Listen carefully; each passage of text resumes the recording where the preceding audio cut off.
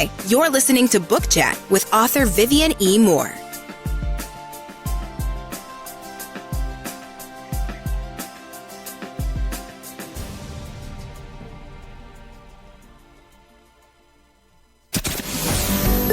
Welcome, everybody, to this week's episode. We really appreciate you joining us. This podcast really shows us how we can all learn, live, and thrive off of each other. By sharing our knowledge through our conversations, we will impart some knowledge whilst learning ourselves how to progress even further. Here is your host.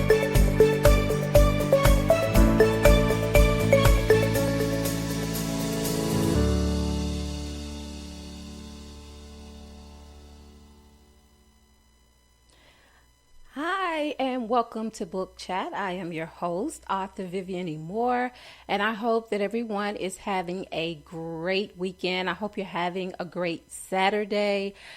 Today we have with us author and guest Kerry Perry, and we're going to be talking about her book, Conversations with the Faithful.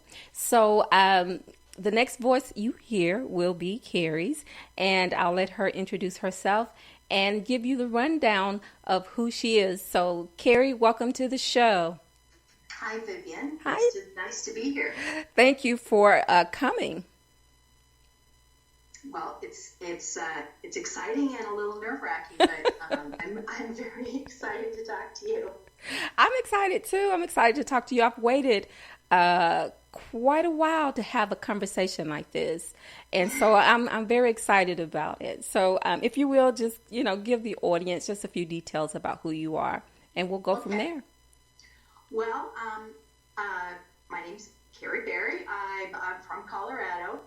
I for years worked in marketing in financial services, and when I left that, I was very interested in writing a book about what people believe, about what people have faith in. To me, as someone who didn't grow up in a household with faith, I was always a little envious, I guess, of people that had it.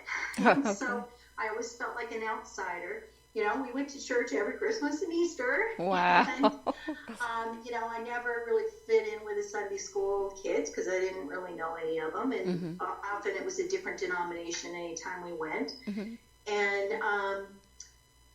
even in college, they're the people that went to Bible study and just sort of knew about stuff that I didn't know about.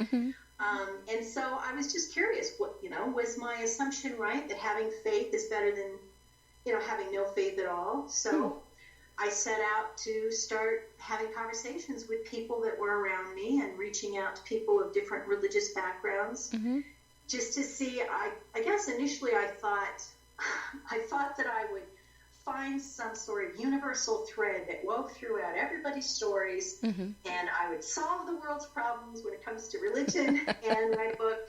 And, then go back to my marketing job and move on. But I'm thinking it didn't turn out like that, huh? No.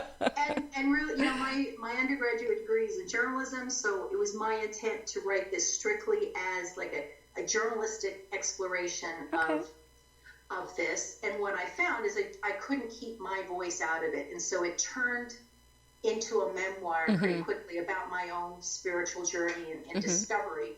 So it's a combination of a collection of other people's experiences as well as my own, and in discovering what I believe and what works for me.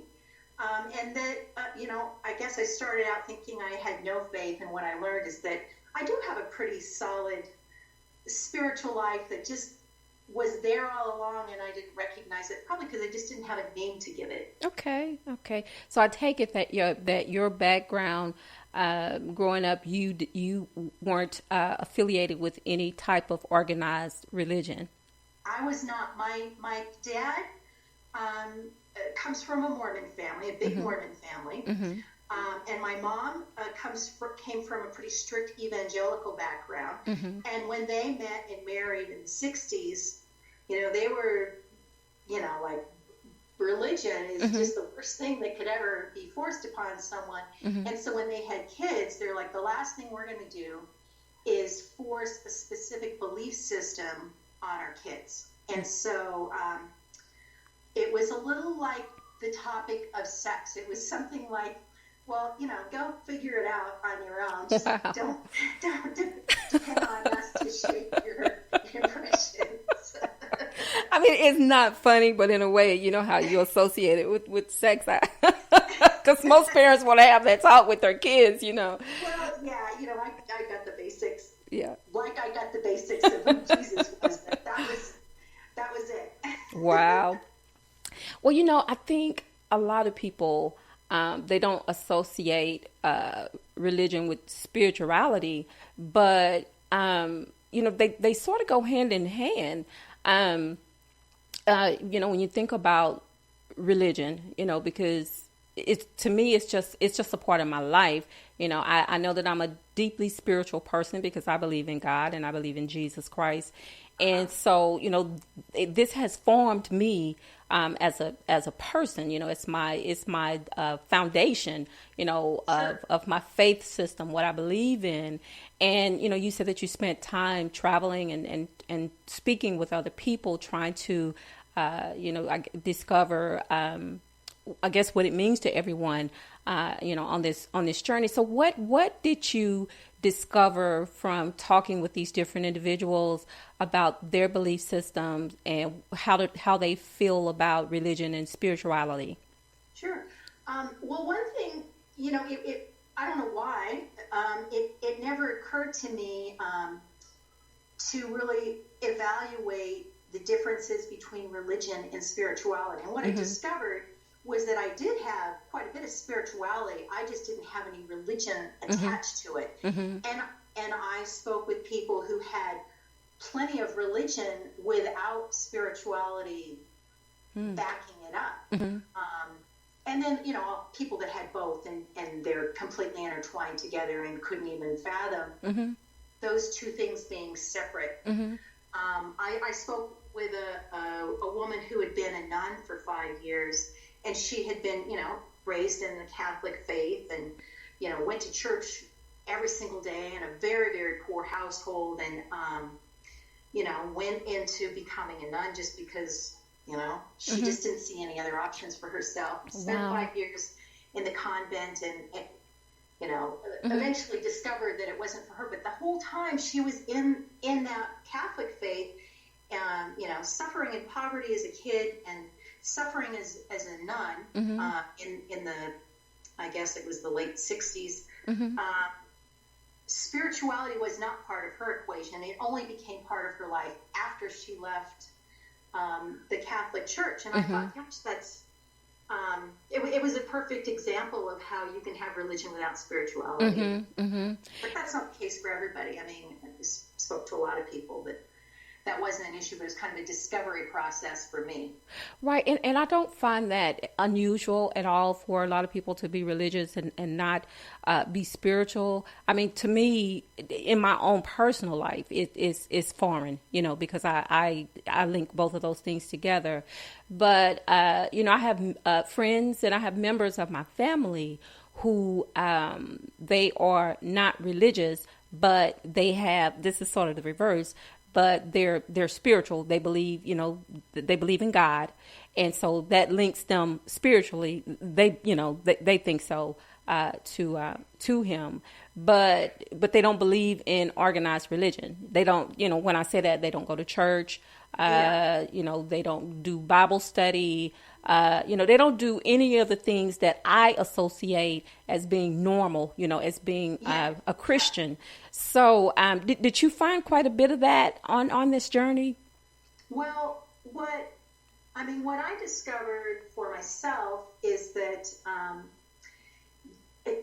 it's my interpretation is that everybody has this seed of need to discover something bigger than themselves. And I guess that is where the spirituality part comes from, that everybody has this, and it might maybe it doesn't ever awaken if it's always been fed to you from birth that here's what we believe, here's, we're Presbyterians, we do this, or, whatever. Maybe it just, that little seed gets nurtured along the way and you don't notice it. And or in some cases, maybe some people are in a religion that just doesn't speak to their spiritual needs, and they end up finding something else, or they walk away from an organized religion completely. But to me, I think that's a real gift, is having that recognition that the universe is so much bigger than our little yes, and that we're not alone, and you're never alone, and that we're all connected.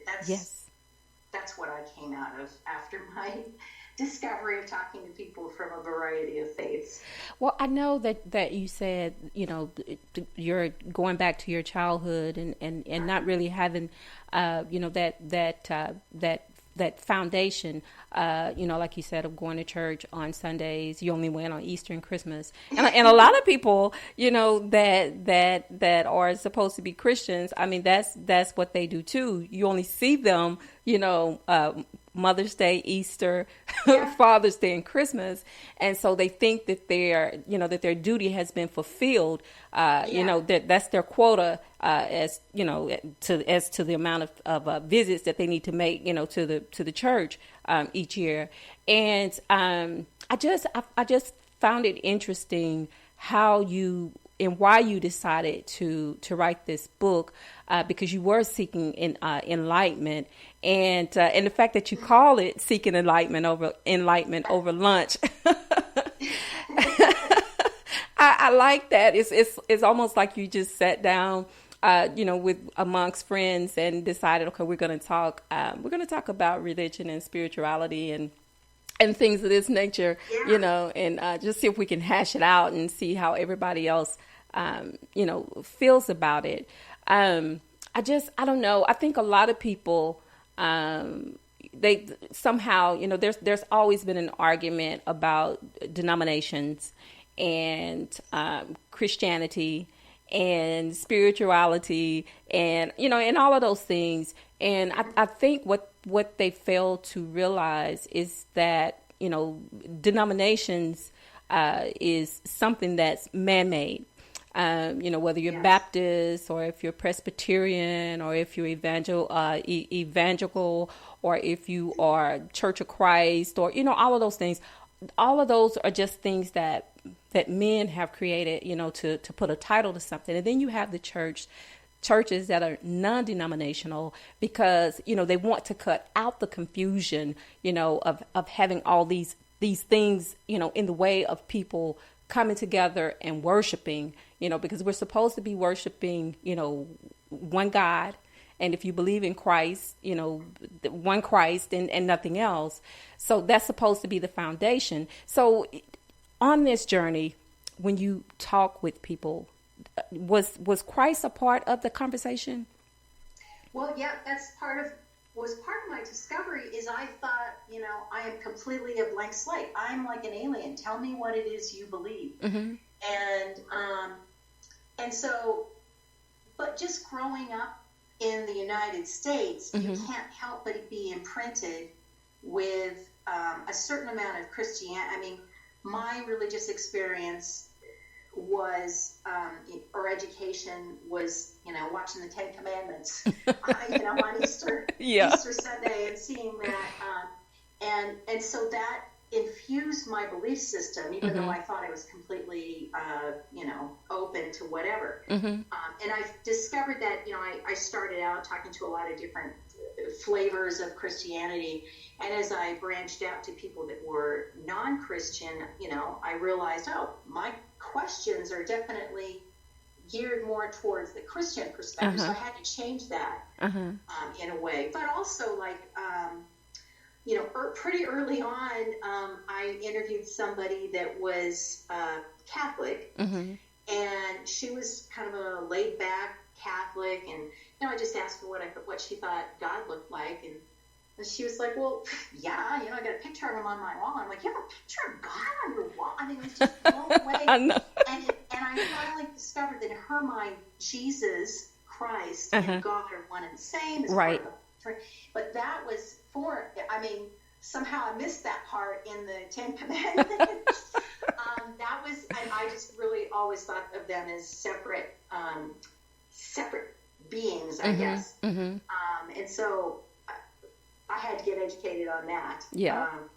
What was your original question about my discovery of Christianity? Or? Well, about Jesus, did that ever come up in the conversation? You said that it did come up into the it came into the conversations.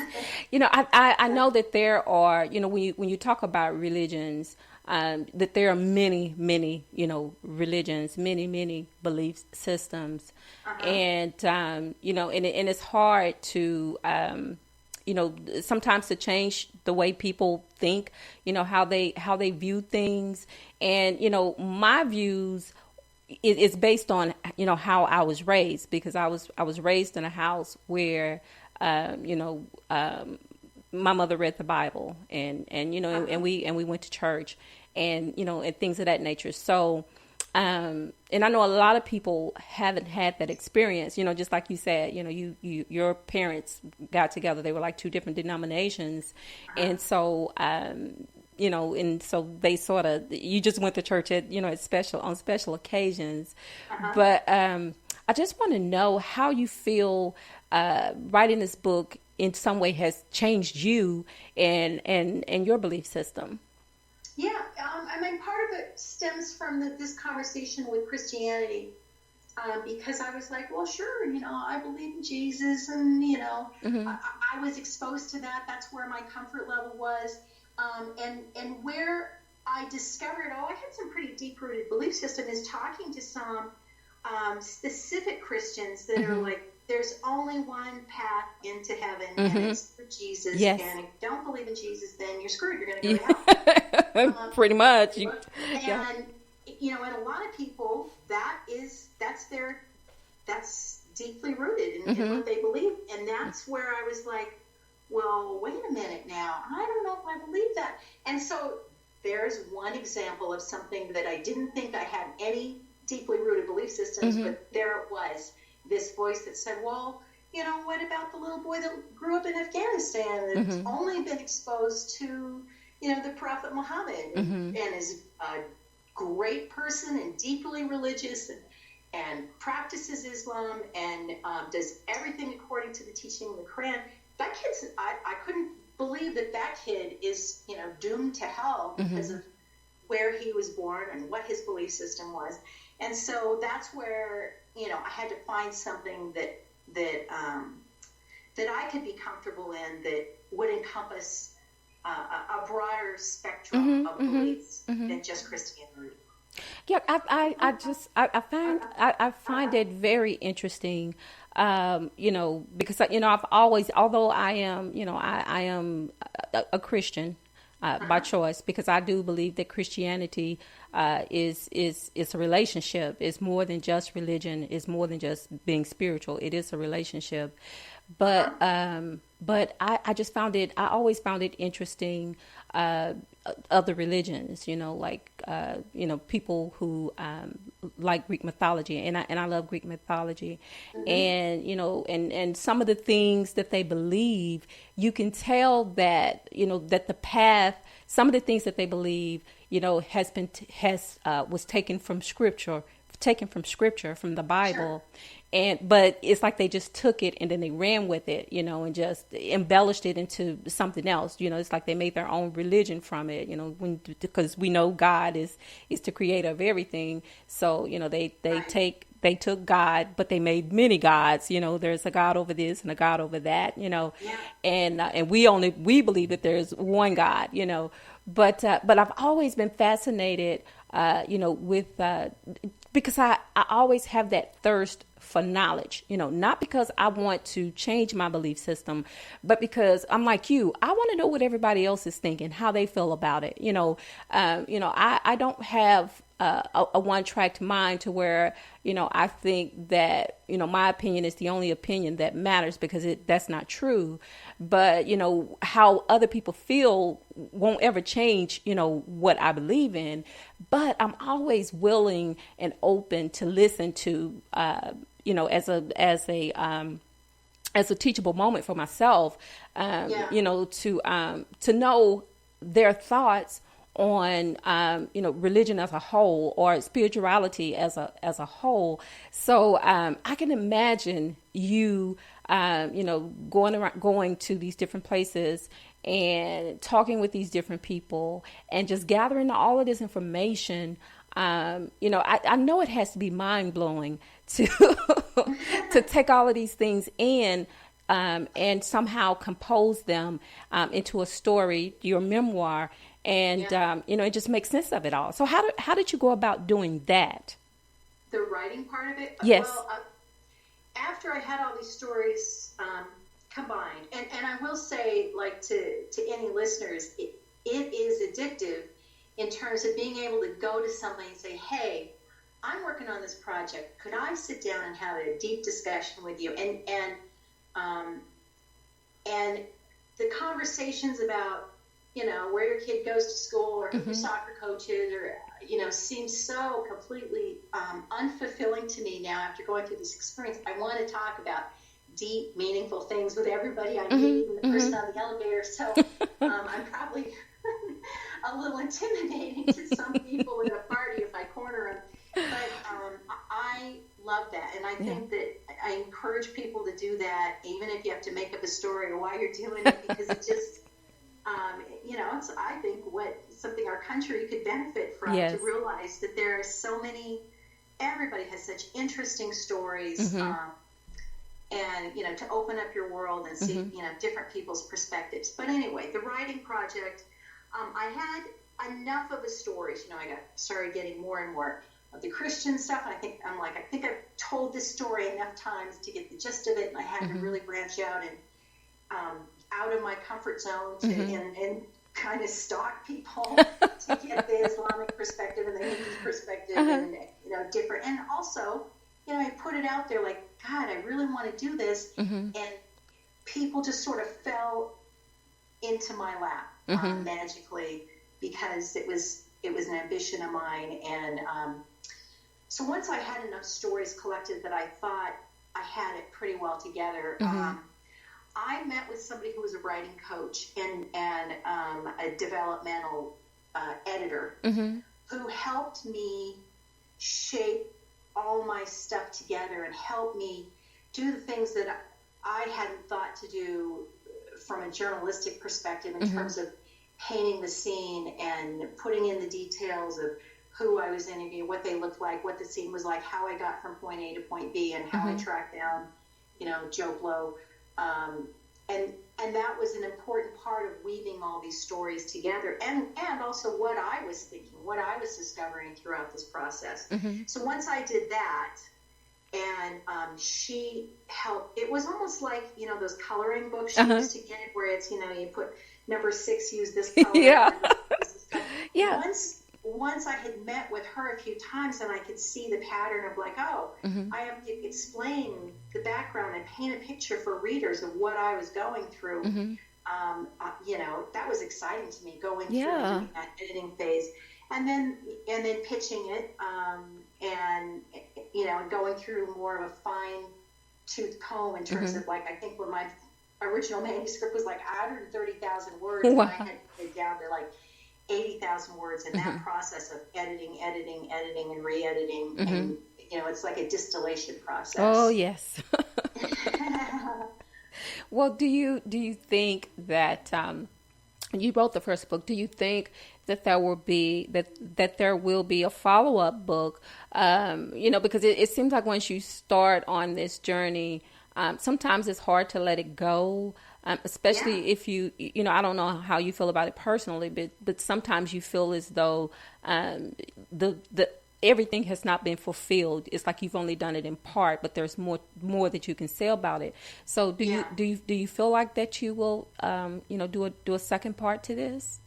Well, I what I've discovered about myself is that I'm really interested in telling other people's stories.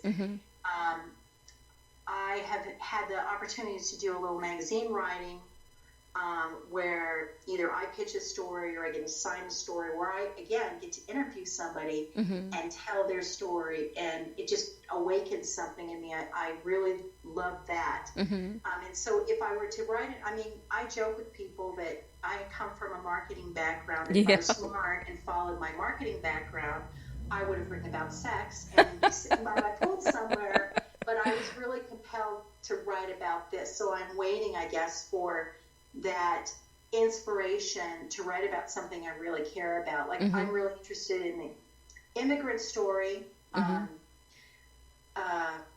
talked to, a lot of people that were from different countries, and in hearing just a little sample of their story coming to the United States. So I would love to do that, and I'm plagued by that voice that probably a lot of writers get, that, well, who am I to tell this story? So I might try and pursue something along those lines. I'm also interested in people that, I started with this as, Pollyanna, like all religion is good. And, my daughter's a psychologist, and she talks to people that, where religion played a kind of a negative influence in people's lives. Wow. And so, and you have cults and you have things like that. So it might be interesting to look at the reverse coin of where, people twist what they see as religion and apply it in a negative way. But that kind of gets you in touch with kind of scarier people. I mean, it does, but still, I think that's a very great idea, to see how, because we know, from history, how, people have done things in the name of God, and it had nothing to do with God. That was just very, very, scary, just to be plain.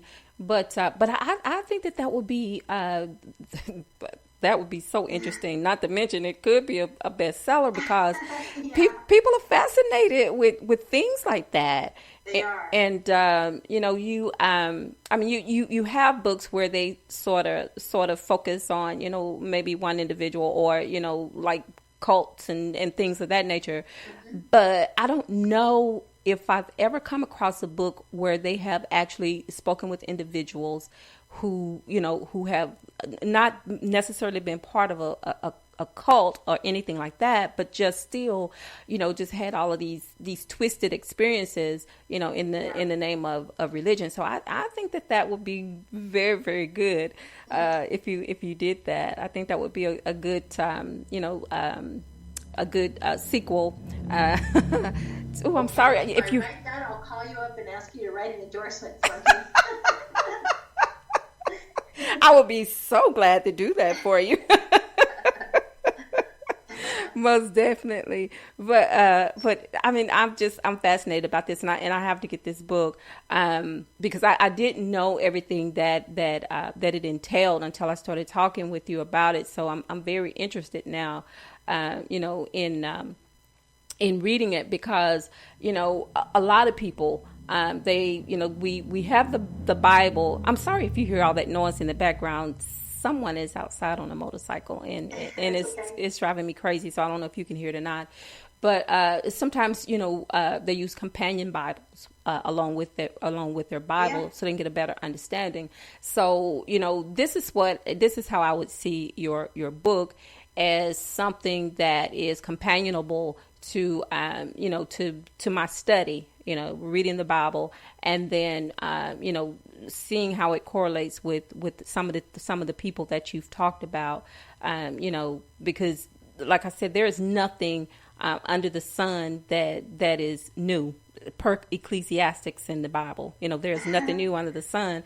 So I just want, it's just interesting to me to be able to see if I can find some things that are relative to what you're writing about that's in the Bible. But I know where to find your book. So if you will tell everybody else where to find it, that would be nice. I will. You can go out to Amazon and look up Conversations with the Faithful, and I think you actually have to write the whole thing, Seeking Conversations, or Seeking Enlightenment over lunch, and or you can go to yourlocalbookstore.com which has more independent bookstores, Mm-hmm. and they will order it into your local bookstore, and just ask for that, or ask for Kerry Perry. That's an easy enough name to remember. And I will say, like, when I tell people conversations with faithful, they go, oh, you must be super religious and blah. That's part of why, you put the wine glass and the seeking enlightenment over the cover, because it seemed to me like the most ridiculous pursuit. Me, not being religious, being compelled to go on this journey, and it's pretty, even though it delves into what people believe and a little overview of of how people see their religion. It's pretty lighthearted and not a heavy book. It's a super easy. It's like you and I talking. Okay. Well, I'm excited about it, and I love the book cover too. By the way, I really like that. And you also have a blog and you have a website. So if you will give them that information too. Okay. It's just kerryperry.com, and it's Kerry, like Kerry County in Ireland, and Parry. My full name is actually Kerry Goodlife Perry, which is a great name. It is. Bring it to the Goodlife family. And I always, when I was a marketing executive, always made people say my whole name, put on everything I ever had. And I finally just decided people would remember Kerry Perry, even though people tease me like, Kerry Perry, that's so cute. It's like a catchphrase. Very into it. and so it's part of me, and but it's easy to remember. It is. It is, because I was like, Kerry Perry, I can remember that. I can definitely remember that. But it has been a joy talking with you, and hopefully in the future we can chat again. I'm definitely going to get this book because I do want to read it, because I'm so intrigued now about it. And I thank you so much for agreeing to come on the show and to talk about your work. And I wish you all the success in the world, and I hope you will consider writing that sequel to this book. And I hope you enjoy the rest of your day. Thank you, and you too. Thank you so much. Bye now. Bye-bye. All right, folks. So that was Miss Kerry Perry, and Conversations with the Faithful, and enjoyed talking with her so much about this book. Just like I said, I've waited a long time to have this discussion with the guests, talking about religion and things of that nature. And she said her book is lighthearted, so I want to read it and see what it's all about. I hope that you will go out there and get it too. She gave you all of the information where you can find her book, and you can also, she's on Twitter, so you can look her up on Twitter as well, and also look at her website. I went out there and I checked it out, and I really, really like it. The layout is really easy to follow, so I think you'll like it too. But before I let you go, I always have to give you a little bit more information about the show, how to tune in, and where to find it every Saturday at 6 p.m. So of course the first one is Spreaker, and that is https://www.spreaker.com/user/author Vivian Moore if you want to find me out there on Spreaker, or you can just put in my name and put in book chat with author Vivian Moore, and you will be able to find it as well. I'm also on all social media, Facebook, Twitter, Instagram. You can just put in my name or God's Property 51 on Instagram, and God's Property 46 on Twitter, and you will bring me up there. And also you can check out my blog on Blogspot, and that is https://vivianmore.blogspot.com. And if you missed the live show today, you can listen to the recorded version on iTunes and iHeartRadio, YouTube, SoundCloud, Spotify, quite a few more, but those are the ones that come to mind right off the top of my head. So if you will, just check those out. And remember, tomorrow is worship day. I hope you're planning on going to church, taking some family members, taking some friends and some neighbors, and by all means, take some children with you and tell someone that you love them, because tomorrow is not promised. Today may be the only chance you get to say it. So I love you. I hope you love me back. Until the next time you hear my voice, God bless you and goodbye.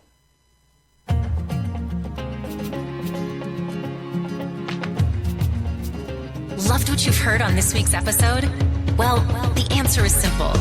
It would mean the world to us if you could head over to iTunes and leave us a 5-star review and feedback. Spreading the word really is the best way to grow our podcast and achieve even greater things. Thank you.